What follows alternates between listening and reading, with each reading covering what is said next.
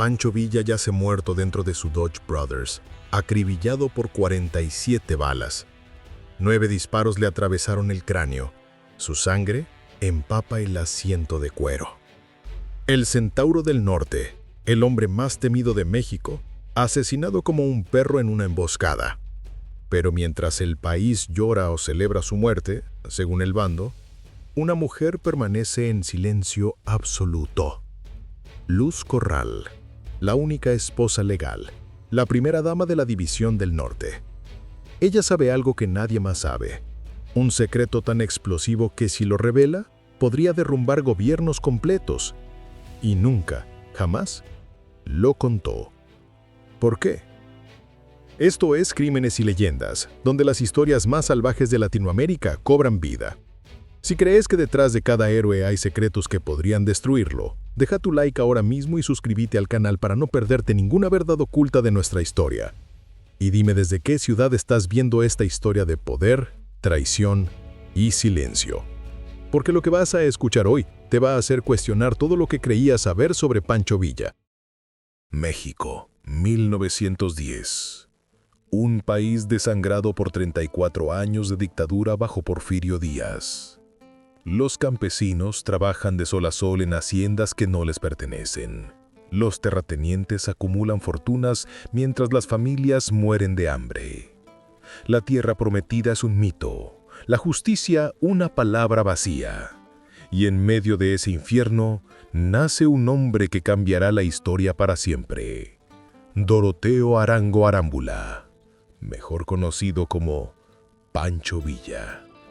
Nacido en San Juan del Río, Durango, en 1878. Huérfano de padre a los 15 años, obligado a trabajar de peón para alimentar a su madre y hermanos. Vivió en carne propia la crueldad del sistema. Látigos, humillaciones, salarios que no alcanzaban ni para el maíz. Pero en 1894, algo quiebra dentro de él.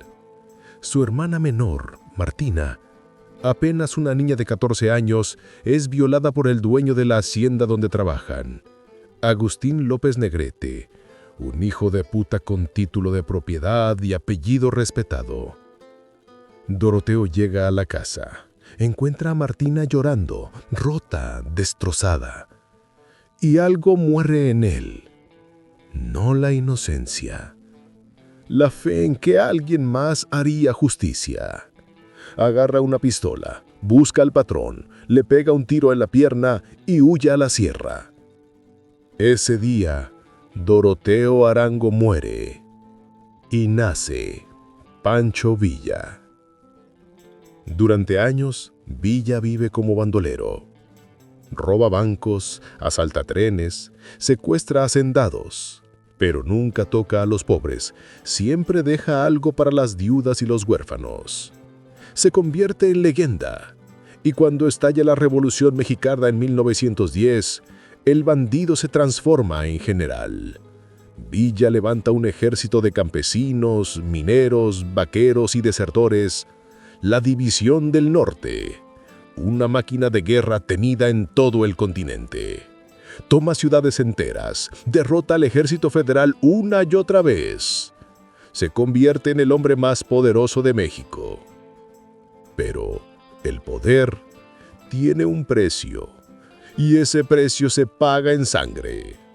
Porque Pancho Villa no solo era un héroe revolucionario, era también un hombre brutal, impulsivo, violento, capaz de fusilar a 30 hombres antes del desayuno si sospechaba traición. Y en su vida personal, era un caos absoluto. Villa se casó al menos 75 veces. Sí, 75 mujeres. Algunas por amor, otras por conveniencia, muchas sin su consentimiento. Tenía matrimonios simultáneos en distintas ciudades, hijos por todo el norte de México, amantes en cada pueblo que conquistaba. Pero de todas esas mujeres, solo una llevó su apellido legalmente. Solo una tuvo el derecho de llamarse señora de Villa ante la ley y ante Dios. María de la Luz Corral Fierro.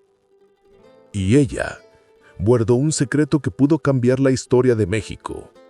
Pero antes de llegar a ese secreto, tienes que conocer quién era realmente Luz Corral. Porque esta no solo es la historia de Pancho Villa, es la historia de la mujer que lo conoció mejor que nadie y que decidió protegerlo, incluso después de muerto. San Andrés, Chihuahua, 1909. Luz Corral tiene 18 años. Es hija de comerciantes respetables, educada, alfabetizada, con un futuro prometedor en una región donde las mujeres raramente tenían acceso a la educación. Pero Luz es diferente. No sueña con ser ama de casa, sueña con tener voz, con ser algo más que un adorno en la sala de algún ranchero rico. Y entonces, conoce a Doroteo Arango. En ese momento, Villa todavía es un bandido buscado por la ley. Peligroso, carismático, con ojos que arden como brasas y una sonrisa que desarma cualquier defensa.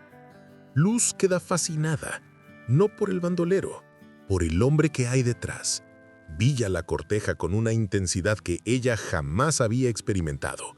Le escribe cartas, o mejor dicho, las dicta, porque apenas sabe leer. Le promete que cuando triunfe la revolución, ella será su reina. Le habla de un México nuevo donde los pobres tendrán tierra y los ricos pagarán por sus crímenes. Y Luz cree en él. Se casan el 29 de octubre de 1911, matrimonio civil y religioso, ante un juez y ante Dios. Luz Corral se convierte oficialmente en señora de Villa, la única mujer que puede decir eso sin mentir. Pero la luna de miel dura poco, porque Villa no es un nombre de una sola mujer, ni de 2, ni de 10, 75 mujeres, ¿te acordás? Luz lo descubre rápido, demasiado rápido. Apenas unos meses después de casarse, Villa ya tiene otra esposa en Torreón, otra en Chihuahua, otra en Ciudad Juárez. Se casa en cada ciudad que conquista, a veces por capricho, a veces porque una familia le ofrece a su hija en cambio de protección, a veces simplemente porque puede. Y Luz tiene que tragarse la humillación. En sus memorias, escritas décadas después, Luz Corral escribió: «Cada vez que Pancho regresaba de una campaña, yo rezaba para que viniera solo, pero siempre traía noticias de otra mujer, otra boda, otro hijo, y yo tenía que sonreír y aceptarlo porque era la esposa oficial. Si me quejaba, perdía todo». Imagínate eso. Ser la esposa legal del hombre más poderoso de México y no tener ningún poder sobre él. Verlo partir a la guerra sabiendo que regresará con otra mujer en el brazo. Escuchar los rumores, las burlas, los comentarios de las otras esposas que la llaman la primera tonta. Pero Luz nunca se fue. ¿Por qué? Porque ella sabía algo que las demás no sabían, que Villa la necesitaba, no como amante, no como adorno, como ancla. Villa era un hombre de guerra, un volcán humano, estallaba en ira, en violencia, en pasión descontrolada, pero con Luz se calmaba. Ella era la única que podía mirarlo a los ojos y decirle no sin terminar fusilada. La única que lo confrontaba cuando cometía una estupidez. La única que le recordaba que antes de ser el Centauro del Norte, era Doroteo Arango, el niño que protegió a su hermana. Y Villa lo sabía. Por eso, aunque se casó con 75 mujeres, Luz Corral fue la única cuyo nombre puso en su testamento. La única a quien le dejó propiedades legales. La única a quien presentó ante políticos, generales y presidentes como mi esposa. Porque en el fondo, ella era la única real. Pero esa lealtad tendría un precio que ni ella imaginaba. En 1920, la Revolución Mexicana oficialmente ha terminado, pero el país sigue sangrando. Villa ha firmado un tratado de paz con el gobierno de Adolfo de la Huerta. Le dan la hacienda de Canutillo, en Durango, una pequeña fortuna y una escolta de 50 hombres. Se retira de la vida militar. O al menos eso dice. Pero Villa no es un hombre que pueda quedarse quieto.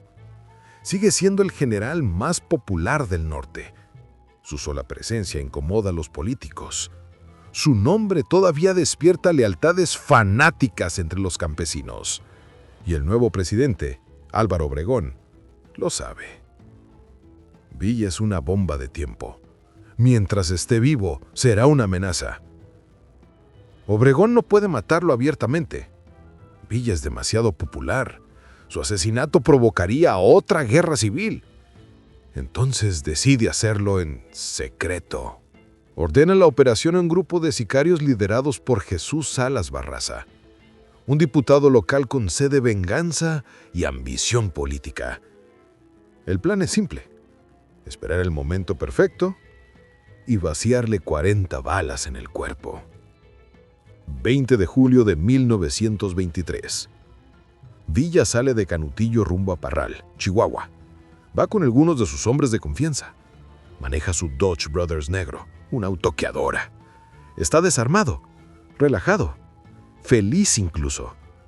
Ha quedado de recoger a uno de sus hijos pequeños. Piensa en el futuro, en retirarse definitivamente, en dedicarse a trabajar la tierra. Por primera vez en décadas, Pancho Villa no está en guerra. Y entonces, ¡bang, bang, bang! Una ráfaga de disparos rompe el aire. Desde una casa abandonada, 8 sicarios abren fuego con rifles y pistolas. Villa recibe 9 balazos en la cabeza, 4 más en el pecho. Su cuerpo se desploma sobre el volante. El auto choca contra un árbol. Los sicarios siguen disparando. 47 balas en total. Cuando terminan, el Centauro del Norte está muerto. La noticia explota como dinamita en todo México. Algunos lloran, otros celebran. Los periódicos publican ediciones especiales.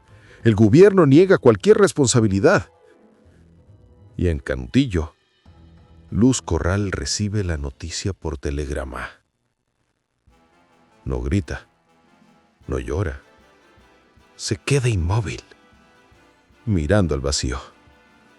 Porque Luz sabía que esto pasaría. Lo sabía desde que Villa firmó la paz. Lo sabía cada vez que él salía de Canutillo desarmado. Ella le había rogado que no fuera a Parral ese día. «No vayas, Pancho.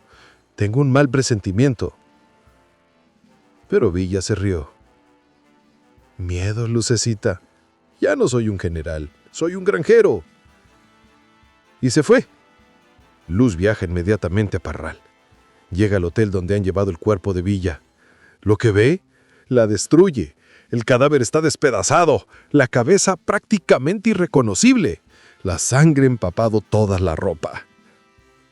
Pero Luz no se desmorona. Organiza el funeral, contrata un ataúd digno, consigue que lo entierren en Parral con honores. Y mientras todo México habla del asesinato, Luz Corral cierra la boca. Porque ella sabe algo que el gobierno no quiere que se sepa. Algo que si lo dice, podría costarle la vida. 3 meses después del asesinato, Luz Corral regresa a Parral a visitar la tumba de Villa. Pero cuando llega al cementerio, se encuentra con una escena dantesca. La tumba ha sido profanada, el ataúd abierto, la tierra removida y el cráneo de Pancho Villa desaparecido. Alguien desenterró el cuerpo, le cortó la cabeza y se la llevó. Luz no puede creerlo. Cae de rodillas frente a la tumba vacía. Grita, llora, maldice. ¿Quién haría algo así? ¿Y por qué? La investigación oficial es una farsa. El gobierno dice que fue un robo por fanáticos, que alguien quería quedarse con la cabeza del héroe revolucionario como trofeo. Pero Luz sabe la verdad, porque días antes de la profanación recibió una visita. Un hombre vestido de traje, acento estadounidense. Se presenta como coleccionista de reliquias históricas. Le ofrece dinero por cualquier objeto personal de Villa. Luz lo echa a patadas de su casa, pero el tipo le deja una tarjeta. Y en esa tarjeta hay un nombre que Luz reconoce al instante. Yale University, Skull and Bones Society. Luz investiga. Descubre que la Skull and Bones es una sociedad secreta de élite estadounidense. Sus miembros incluyen políticos, banqueros, generales, gente con poder real, y tienen una tradición macabra: coleccionar cráneos de personajes históricos importantes. Tienen el cráneo de Jerónimo, el líder Apache, y ahora querían el de Pancho Villa. Luz conecta los puntos. El asesinato no fue solo político, fue un encargo. El gobierno mexicano mató a Villa para quitarlo del tablero, pero alguien más pagó por su cabeza, literalmente. Luz podría gritar esto al mundo, podría dar nombres, podría exigir justicia. Pero si lo hace, la matarán a ella también, y a sus hijos, y a cualquiera que sepa la verdad. Entonces, toma una decisión. La decisión más difícil de su vida: callar. Para siempre. Porque Luz Corral entiende algo que pocos comprenden: que hay batallas que no se pueden ganar, que hay verdades tan peligrosas que revelarlas es firmar tu sentencia de muerte, y que, a veces, el verdadero coraje no está en hablar, está en saber cuándo cerrar la boca. Así que Luz regresa a Canotillo, reconstruye la hacienda, cría a sus hijos, administra las propiedades que Villa le dejó. Y cuando los periodistas le preguntan sobre el asesinato, sobre la profanación, sobre los rumores, ella solo dice: Pancho era un hombre de muchas caras, pero la única que importa es la que yo conocí. Y nunca dice más. Pero en privado, Luz escribe. Durante décadas, lleva un diario, memorias, cartas, documenta todo lo que vivió con Villa, las batallas, los amores, las traiciones, y también lo que sabe sobre su muerte. Los nombres, las conexiones, el pacto de silencio, pero nunca lo publica, nunca lo comparte. Guarda esos papeles bajo llave porque sabe que el día que los publique será su último día con vida. Luz Corral vive hasta 1981. Muere a los 90 años, en Chihuahua, rodeada de sus hijos y nietos. Y cuando muere, esos papeles desaparecen. Nunca se encontraron. O, tal vez, alguien se encargó de que nunca fueran encontrados. Porque hay secretos que no están destinados a salir a la luz. Y hay mujeres que cargan esos secretos hasta la tumba para proteger a los que aman, incluso después de muertos. La historia recuerda a Pancho Villa como el centauro del norte, el general invencible, el bandolero justiciero, el hombre que desafió al gobierno y peleó por los pobres. Pero pocos recuerdan a Luz Corral, la mujer que lo conoció cuando todavía era Doroteo Arango, la que lo vio convertirse en leyenda y la que lo enterró cuando esa leyenda fue asesinada. Luz Corral no disparó un solo tiro en la revolución, no comandó ejércitos, no conquistó ciudades, pero hizo algo mucho más difícil. Sobrevivió. Sobrevivió a un hombre imposible de amar completamente. Sobrevivió a 74 rivales que quisieron quitarle su lugar. Sobrevivió al gobierno que mató a su marido. Y sobrevivió al peso de un secreto que pudo destruirla. Hay una frase que Luz escribió en sus memorias poco antes de morir. La gente cree que ser la esposa de un héroe es un privilegio. Pero la verdad es que es una condena. Porque cuando el héroe muere, tú tienes que seguir viviendo con todo lo que él dejó atrás. Con las mentiras, con los enemigos, con los fantasmas. Y eso es exactamente lo que hizo Luz Corral. Vivió con los fantasmas de Pancho Villa, con sus crímenes, con sus traiciones, con su amor caótico y destructivo, pero también con su valentía, con su lucha por los oprimidos, con su sueño de un México mejor. Luz Corral murió sin revelar el secreto de la cabeza de Villa. Murió sin señalar a los culpables. Murió sin justicia, pero murió libre, porque entendió algo fundamental: que la verdad no siempre te libera, a veces te entierra. Y eligió vivir en lugar de convertirse en mártir. Eligió proteger a sus hijos en lugar de vengar a su marido. Eligió el silencio en lugar de la gloria. Porque eso es lo que hacen las mujeres fuertes. No gritan, no buscan reflectores. Simplemente sobreviven y protegen lo que aman. Incluso si eso significa cargar con secretos que pesan como montañas. Incluso si eso significa que la historia las olvide. Así que la próxima vez que escuches el nombre de Pancho Villa, recuerda que detrás de ese hombre legendario hubo una mujer igual de valiente. Una mujer que no necesitó disparar un rifle para cambiar la historia. Solo necesitó cerrar la boca en el momento correcto. Y eso es verdadero poder. Si esta historia te tocó el alma, si sentiste la fuerza de Luz Corral y el peso de su sacrificio, no te bañas todavía, porque el próximo video que vas a ver te va a sorprender. Dale like si crees que las mujeres fuertes merecen ser recordadas. Suscríbete al canal para no perderte ninguna historia de resistencia, sacrificio y verdad oculta. Y déjame en los comentarios una sola palabra: silencio. Si entendiste que a veces el verdadero coraje no está en gritar, sino en saber cuándo callar. Nos vemos en el próximo video. Y recordá, la historia la escriben los que disparan, pero la verdad la guardan los que sobreviven.